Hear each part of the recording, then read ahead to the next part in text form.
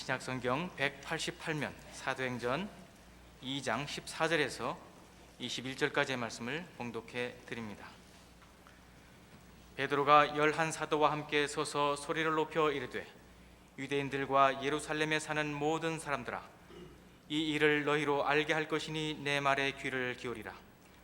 때가 제3시니 너희 생각과 같이 이 사람들이 취한 것이 아니라 이는 곧 선지자 요엘을 통하여 말씀하신 것이니 일러스되 하나님이 말씀하시기를 말세에 내가 내 영을 모든 육체에 부어주리니 너희의 자녀들은 예언할 것이요 너희의 젊은이들은 환상을 보고 너희의 늙은이들은 꿈을 꾸리라.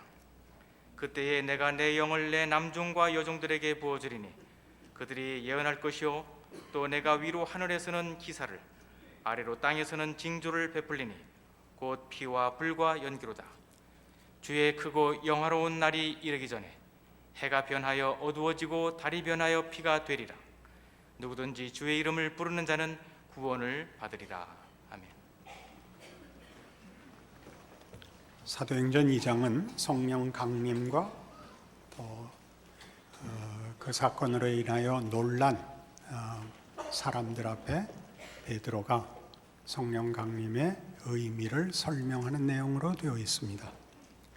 우리가 오늘 읽은 21절을 지나서 42절까지 전부 그 베드로의 설교와 그 설교의 내용들에 관한 것입니다. 베드로는 이 성령 강림을 설명할 때 가장 중요하게 이것이 하나님이 이미 약속하신 예언하신 일의 성취라 라고 이 성령 강림을 가장 중요하게 지적합니다.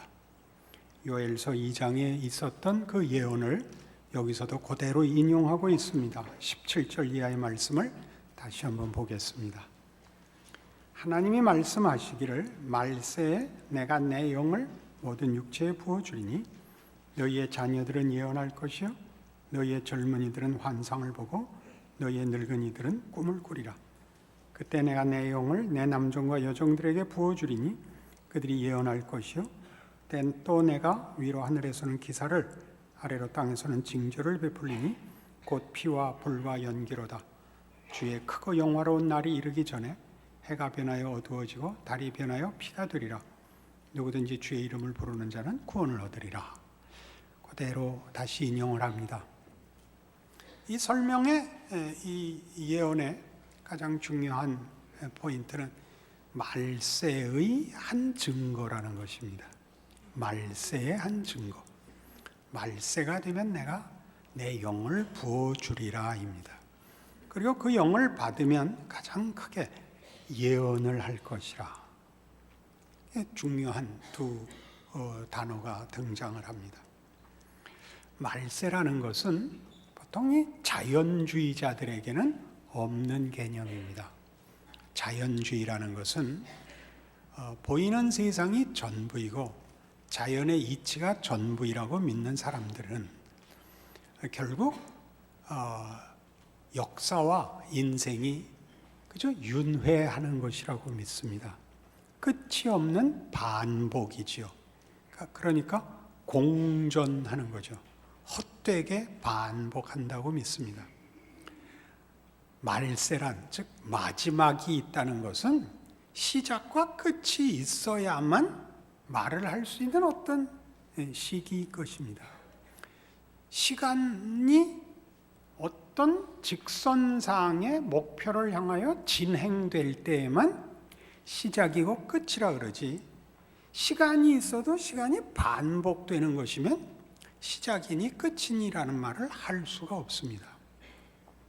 그러니까 기독교 세계관은 이 세상과 역사가 하나님이 시작하시고 마치시는 진행으로 되어 있다, 그런 뜻이죠. 그 진행의 마지막 때가 되면 내 영을 부어주겠다인 것입니다. 그래서 여기서 말하는 우리 성령 강림에서 확인해야 하는 가장 중요한 하나님의 약속의 성취는 그들이 예언을 한다는 사실입니다. 예언을 한다는 말이 또 만만치 않죠.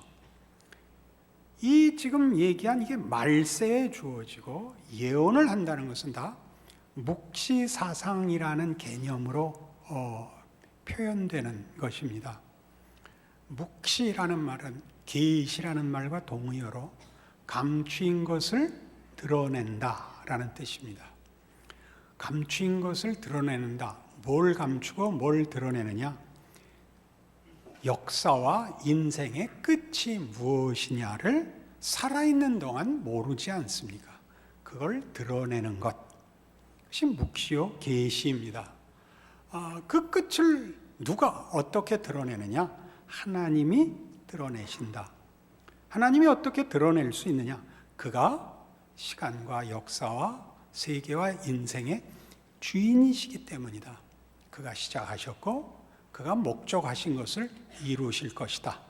이걸 묵시사상이라 그러는데 성경에서는 구약에서는 다니엘서, 신약에서는 요한계시록이 그 묵시록이라고 지칭될 만큼 그 사상이 강한 주된 주제로 등장하죠. 요한계시록 1장을 보시면 지금 한 이 묵시사상의 표현들이 요한계시록 1장에 이렇게 등장합니다. 398페이지입니다.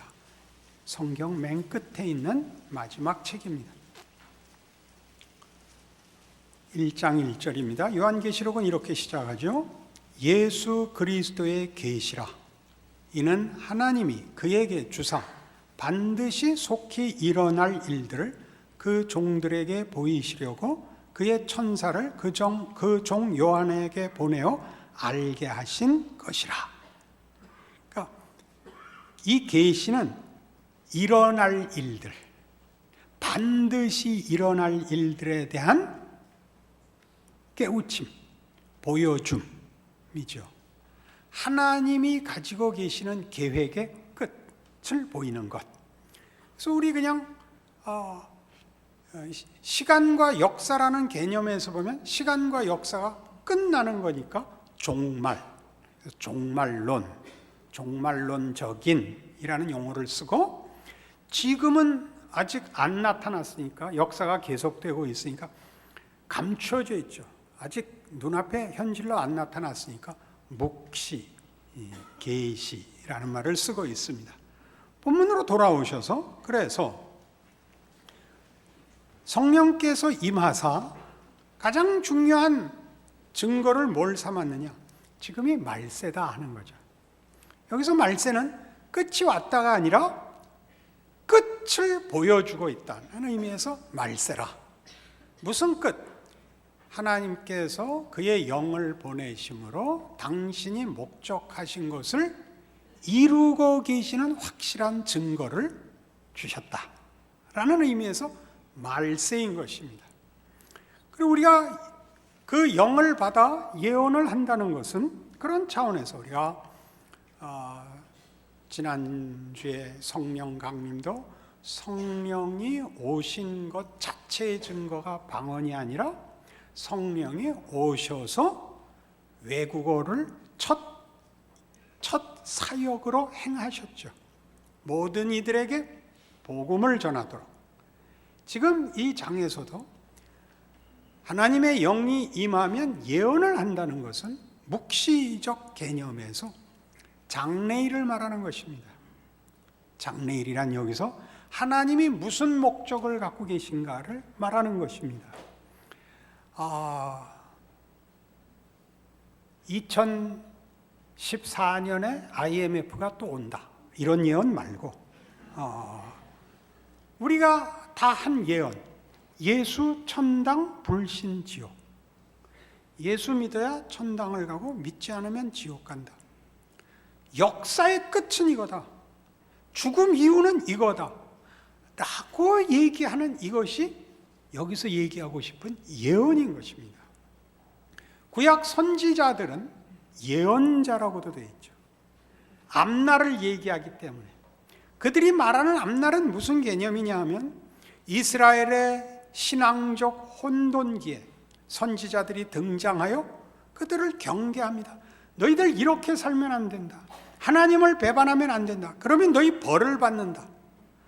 나라가 망한다. 이런 얘기는 다만 미래에 일어날 일을 먼저 아는 차원이 아니라 하나님이 결코 양보하지 않고 당신의 뜻을 이루실 것이기 때문에 거룩한 나라, 그의 기뻐하시는 거룩한 백성을 만들어 역사와 창조를 완성하실 것이기 때문에 그 길에서 떠나면 남는 것은 자멸밖에 없다. 그렇게 얘기하는 것이 예언자들의 예언이요, 선지자들의 사역이었던 것입니다. 그것을 그 영원한 심판과 영원한 하나님의 목적의 불변성을 보이기 위하여 역사적인 어떤 심판들이 있는 거죠. 이 큰 하나님의 일하심에 종속되어 있는 현재적 증거로서 나머지들이 있지, 무슨 어느 날 어떤 시간에 무슨 일이 일어난다는 것들은 아주 큰 그림의 지극히 작은 하나의 조각들에 불과한 것입니다. 그러니까 예언을 한다는 것은 뭘 신통하게 맞추는 것이 아니고 하나님께서 그가 만드신 세상과 그가 지으신 백성들과 역사에 어떻게 개입하시고 무엇을 이루고 결국 어디로 끌고 갈 것인가에 대한 이해, 깨우침, 은혜를 입는 것을 말하는 것입니다. 그래서 이 내용들은 중요하게는 이겁니다. 끝에는 구원을 받으라로 끝납니다. 구원을 받으라 앞은 뭐냐면 돌아와서 2장 20절이 주의 크고 영화로운 날이 이르기 전에 해가 변하여 어두워지고 달이 변하여 피가 되리라. 주의 구원의 약속을 이루기 위하여 심판이 있을 것이라 이겁니다. 심판이란 결국 이 세상의 역사를 종식시키실 것입니다. 하나님을 믿지 않고 하나님의 부르심에 응하지 않은 세상과 그런 영혼들을 다 붙들어 지옥으로 던지실 것입니다. 그리고 새 하늘과 새 땅에 그의 백성들을 다 불러 영원한 나라를 실현하실 것입니다. 그 길로 가고 있고 그 일을 이루고 있고 이루기 위하여 하나님이 그 영을 주셨고 그 영을 주실 수 있었던 근거는 이제 예수다, 이렇게 되는 겁니다. 그러니까 이 요엘서를 인용하여 성령이 임하셔서 지금이 말세인 줄, 하나님이 그의 목적을 이루고 있는 줄 증거로 삼은 것을 근거로 하여 이 증거가 갖는 가장 큰 의미가 뭐냐? 세상의 주인이 하나님이다. 그가 목적을 가지고 있고 그 목적을 지금 진행하고 계시다. 그 진행하시는 증거가 성령이신데 그 진행을 가능케 한 사람이 예수다, 이렇게 얘기하는 겁니다. 하나님이 보내신 그의 아들 예수 그리스도입니다. 32절, 이 예수를 하나님이 살리신지라 우리가 다 이 일의 증인이로다. 하나님이 오른손으로 예수를 높이심에 그가 약속하신 성령을 아버지께 받아서 너희가 보고 듣는 이것을 부어주셨느니라. 이 성령은 예수로 말미암아 왔다. 중요한 논점이 있죠. 어떤 논점? 하나님이 이 세상과 역사와 인류의 운명을 당신의 목적과 뜻으로 기어코 성취하실 것이다. 그 증거가 성령을 보내신 것인데 너희가 있는 상태에서 낙원을 허락하는 것이 아니라 하나님이 원하는 거룩한 백성으로 자신이 지으시고 만든 인류를 당신의 형상으로 완성하는 창조의 완성으로 부르셔야 했기 때문에 이 하나님의 뜻을 이루기 위하여 구원이 중간에 있을 수밖에 없었다. 그리해서 이 영이 왔다. 구원 역사가 있었다. 그분이 예수 그리스도 우리의 메시아다. 그가 부활하심으로 약속한 성령을 보냈다 이거죠. 부활하심으로는 뭘 전제하고 있죠? 죽으심을 전제하고 있죠. 그건 또 성경 내내 하는 얘기죠. 하나님을 버리고 배반하여 자초한 멸망 상태에 빠진 인류를 구원하기 위하여 하나님이 그 아들을 보냈다. 복음의 핵심입니다. 그 핵심된 내용, 그 내용이 가지는 실제성, 하나님의 약속의 신실하심이 성령의 강림으로 확인되고 있는 것입니다. 그러나 그분이 하나의 힘으로, 하나의 동반자로 우리 편을 드는 것으로 끝나지 않고 가장 중요하게 예수 그리스도의 죽음과 부활로 인하여 오신 분이라는 것을 증거하는데 당신의 가장 중요한 사역을 삼으십니다. 그러니 우리가 좋아하는 것을 위하여 성령 하나님을 요구하는 것은 사실은 무지의 소치입니다. 요한복음 16장을 가보십시다. 요한복음 16장 13절입니다. 그러나 진리의 성령이 오시면 그가 너희를 모든 진리 가운데로 인도하시리니 그가 스스로 말하지 않고 오직 들은 것을 말하며 장래일을 너희에게 알리시리라. 그가 내 영광을 나타내리니 내 것을 가지고 너희에게 알리겠음이라. 장래일을 알게 합니다. 그것이 진리입니다. 이 세상이 전부가 아니다. 한 인생 죽음은 끝나는 게 아니다. 진리의 가장 중요한 근본입니다. 이 세상의 주인이 계시다. 역사의 주인이 계시다. 우리 인생을 주관하시는 이가 있다. 근데 그분은 우리를 사랑하사 우리를 당신의 자녀로 창조하신 그 선한 목적을 포기하시지 않은 분이다. 죄 지은 인류를 구원하기 위해 그 아들을 보내신 분이다. 이걸 증거하러 성령이 오시는 겁니다. 장차 예수가 오면 이럴 것이다가 아니라 하나님께서 베푸신 사랑과 베푸신 구원의 결과로 오셔서, 그래서 여기 14절식으로 얘기하면 그가 내 영광을 나타낼 것입니다. 어떤 영광? 우리의 운명과 역사의 결국을 쥐고 계시는 분이 어떤 분인가를 나타내실 것입니다. 어떤 분입니까? 구원하시려는 분입니다. 복 주려는 분입니다. 그것이 어디에 가장 중요하게 증거됩니까? 예수 그리스도의 죽으심입니다. 죽어버린, 하나님을 떠나 자초한 죽음 속에 누워버린 우리를 구하기 위하여 죽음을 건너 찾아오신 주님, 죽음의 자리에 당신을 내놓으신 주님, 그리하여 당신의 부활에 우리를 묶으신 주님이 예수의 영광이랍니다. 하나님의 영광이랍니다. 그걸 증거하기 위하여 성령님이 오십니다. 성령이 오셔서 우리에게 가르치는 게 뭡니까? 더 이상 너희는 사망의 권세에 묶이지 않았다를 가르치죠. 너희의 나약함, 너희의 실패, 너희의 무지, 너희의 외로움, 너희의 한계가 너희 운명을 결정하지 않는다. 너의 실력과 자격과 조건과 다른 하나님의 은혜와 능력과 자비와 긍휼과 복 주시려는 그의 중단하지 않는 모자람이 없는 사랑이 네 운명을 쥐고 있다.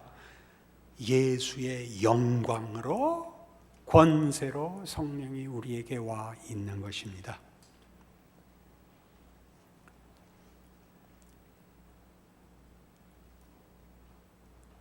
조주성 목사님하고 햇수로 3년을 그 대담을 했습니다. 오랜 시간을 일주일에 한 번씩 만나면 너댓 시간씩 앉아서 신앙에 대해서 서로 대화를 나누었죠. 그래서 이미 그 책을 한번 냈었습니다. 그걸 내고도 그 마음에 들지 않아서 그 머뭇거리고 있자 이제 그 책으로 마무리를 하는 일에 조주성 목사님이 다시 좀 더 보완을 위해서 또 한 달을 찾아왔습니다. 그래서 필요한 보충을 한 후에 맨 마지막에 이제 다 끝났습니다. 마지막으로 하나 묻겠습니다. 라고 이걸 물었어요. 목사님은 믿음이 뭐라고 생각하세요? 이렇게 물었습니다. 그때 그 어떤 정말 섬광 같은 은혜를 받았습니다. 믿음이란 도망갈 수 없는 하나님에게 붙잡힘입니다. 그런 거 이해하시겠어요? 믿음은요, 잘 믿으려고 그러면 대단히 어렵습니다. 해보면. 안 믿으려고 그래도 대단히 어렵습니다.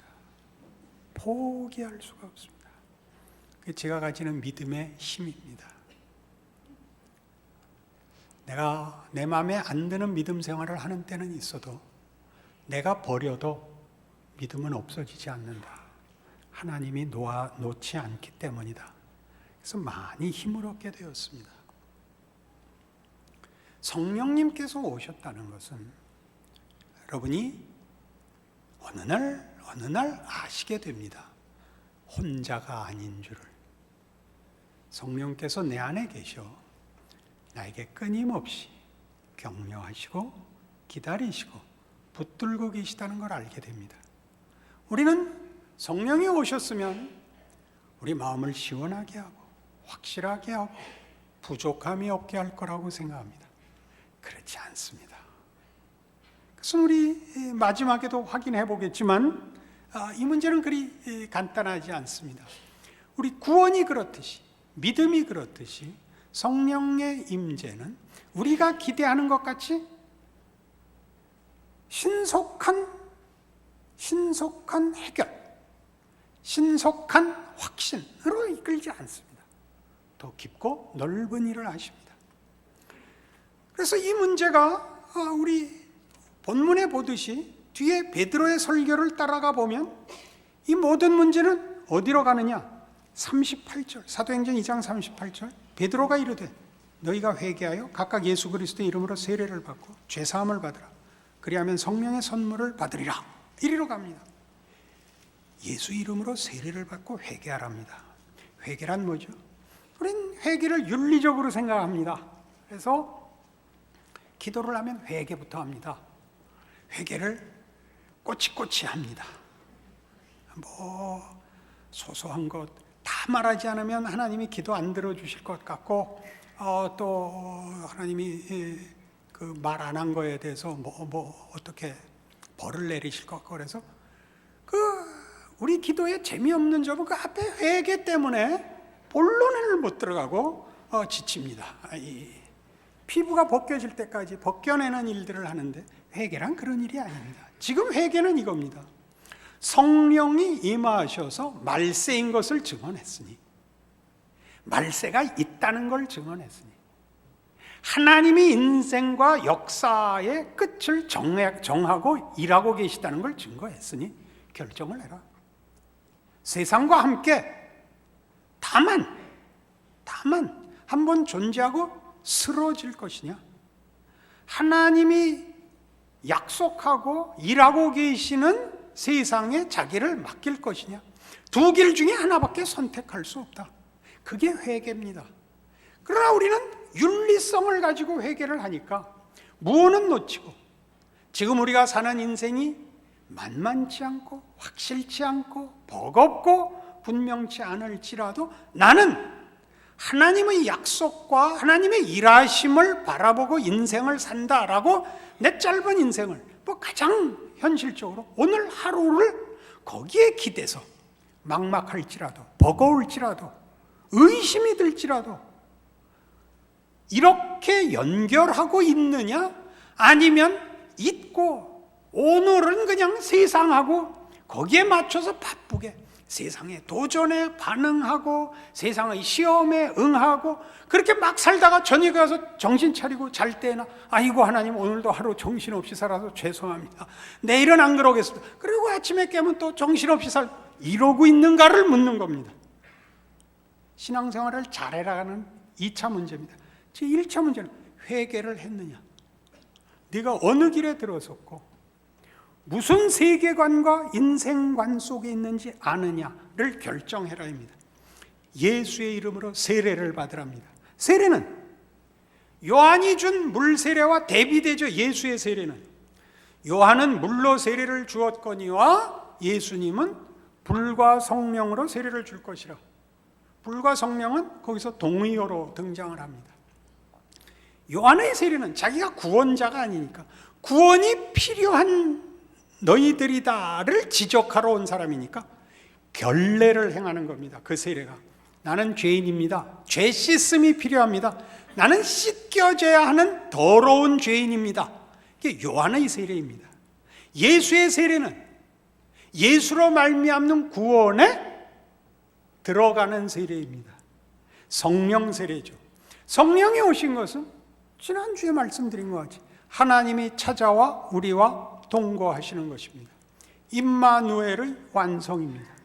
하나님과 화목된 것입니다. 그 예수의 이름으로 세례를 받아 하나님과 화목하여 하나님의 자녀가 되는 것입니다. 그것이 회개입니다. 그러니까 여기 회개하라, 세례받으라, 성령을 받을 것이라는 다 같은 맥락에서 셋이 같은 뜻을 다른 식으로 표현하고 있는 것이 되는 것입니다. 그러니 남은 일은 하나죠. 예수를 믿는다고 고백했으면 하나님의 자녀로 살아야 합니다. 성경은 이렇게 요구하고 있습니다. 요한복음 15장입니다.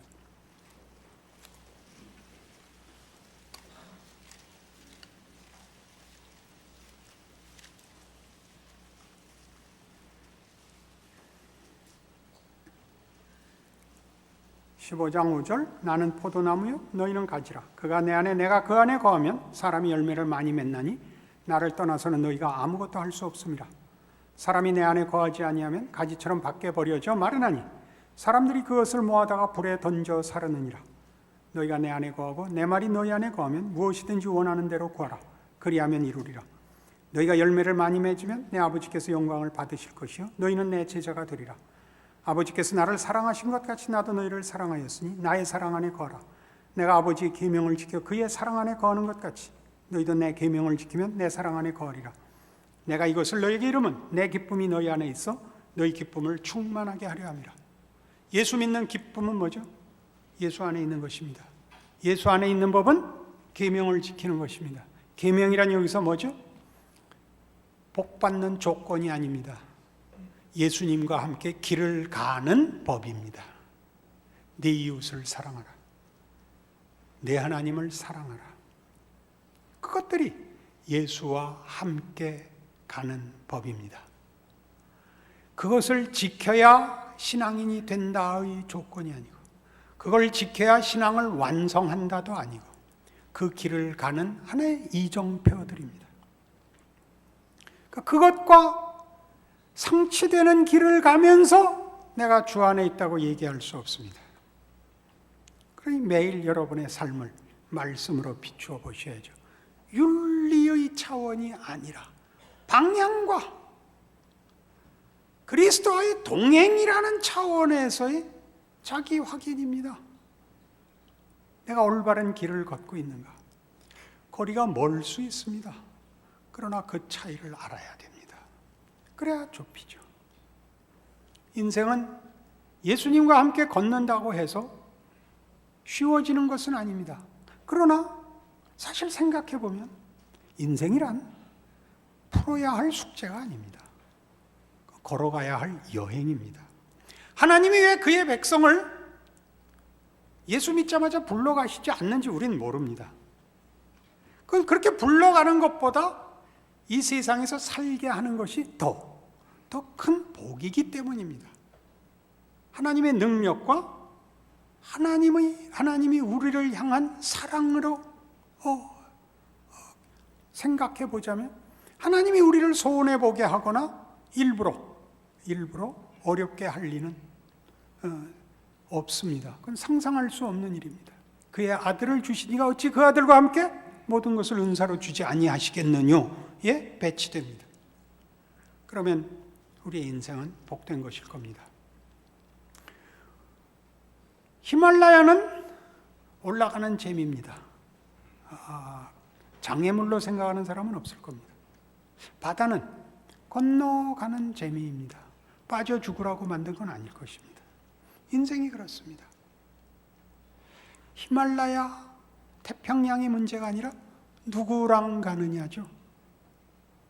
누구랑 사느냐, 누구랑 가느냐. 여행은 어디로 가는 게 제일 좋죠? 어디가 아니라 누구랑 가느냐입니다. 아무리 좋은데도 그 왼수랑은 갈 수 없습니다. 아무리 험한 것도 그 사람하고는 갈 수 있습니다. 안 그렇습니까? 인생을 예수와 함께 사는 겁니다. 내가 이것을 너희에게 이루면 내 기쁨이 너희에게 충만하게 하려 함이라. 고단하십니까? 외로우십니까? 억울하십니까? 예수님보다야 더 하셨겠습니까? 내 기쁨이 너희 안에 충만케 하려고 우리 인생을 주께서 같이 걷자고 하십니다. 그러니 기대를 하십시오. 어려운 일이 있걸랑 혼자 다 해결하지 않아도 된다고 담대한 마음을 가지십시오. 하나님께서 여러분의 인생을 부유하게 하시고 기적으로 채우시고 놀랍게 하시고 감격하게 하실 것을 성경이 증언합니다. 기도하십시다. 하나님 아버지 은혜를 감사합니다. 하나님의 자녀요, 사랑을 입은 자요, 주와 함께 사는 인생이 되었습니다. 그러니 믿음을 갖게 하옵소서. 담대한 마음과 은혜를 입은 자의 순종과 충성과 기대를 가지고 자신의 인생을 걷게 하옵소서. 그리하여 주 성령께서 우리와 함께 하시고 우리 인생의 동반자시고 나의 모든 어려움과 모든 형편에 동행하고 함께하고 책임지고 보호하는 줄 아는 기쁨으로 예수 믿는 인생을 채워 주시옵소서. 예수님 이름으로 기도합니다.